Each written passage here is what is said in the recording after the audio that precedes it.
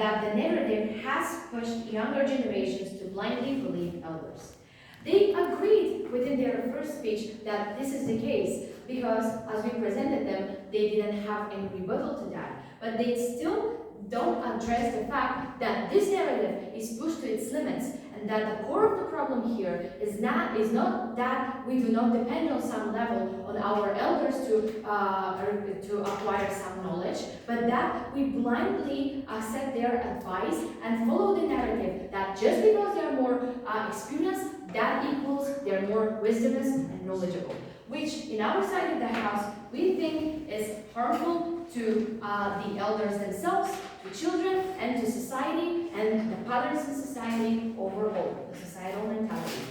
I'm the third speaker of the proposition side, and I'm first of all going to address what has been presented on the opposition's second speech. I will give some rebuttal to that, and then I will present the 3 clutch points in this debate. So, to continue. First of all, as they stated, as I previously, on our side of the house, we defend the fact that experience doesn't always equal age. On the second opposition speech, they said that traditions, that harmful traditions have been broken and are in fact not part of our society anymore. But we want to address, but we want to point out your attention, dear judge, to the fact that actually such traditions have been broken because younger generations stopped believing blindly the narrative that their elders are always wisdomous and that such traditions should be followed, and thus they have been recognized as harmful for those people. That is the fact why, as opposition stated, child marriage is becoming illegal in most states, and that those things are actually recognized as harmful nowadays. But this is only a result of the fact that generations have been exercising their critical thinking methods, which is very, very valuable, as presented even in our modern days. Most of our educational programs, dear judge, are oriented to critical thinking skills, because our society today believes that it is more important not to blindly follow someone else's opinion or trust them just because they have more experience in overall, not in a specific area, but you should evaluate their advice and their answer for yourself.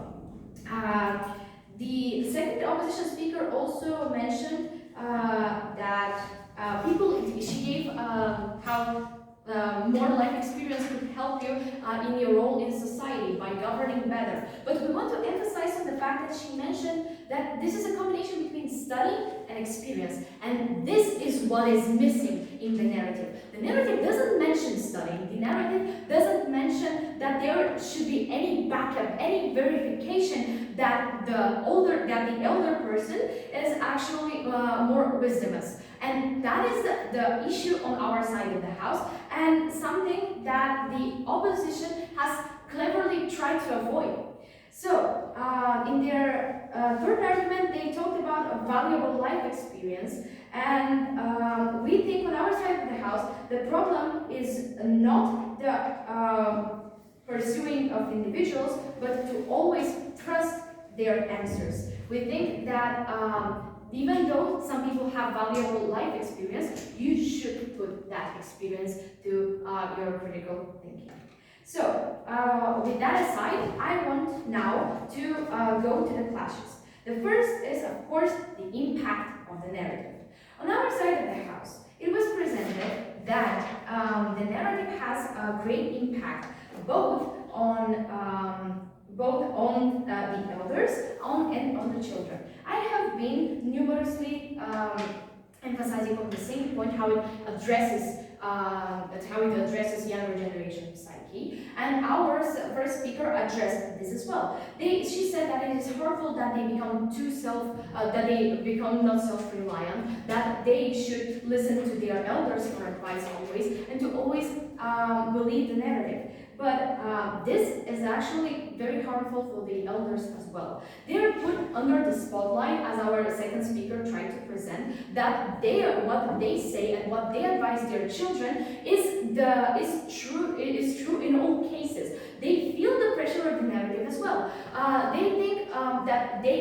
if they advise ill their child, they will blindly follow their advice because they think of their parent as someone who always knows best.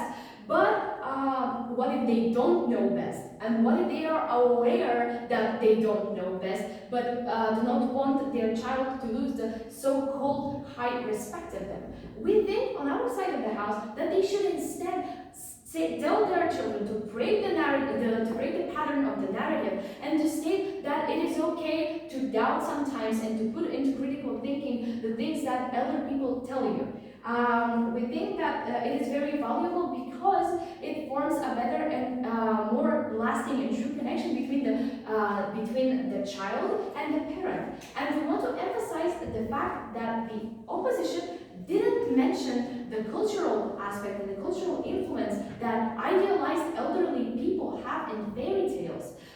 We especially elaborated on this in our second argument because we think that this image is even pushed even further when it's embedded in culture, in folklore, in stories, and it creates even a more significant problem that it impacts the force of the narrative and thus the influence both on elderly people and on their children.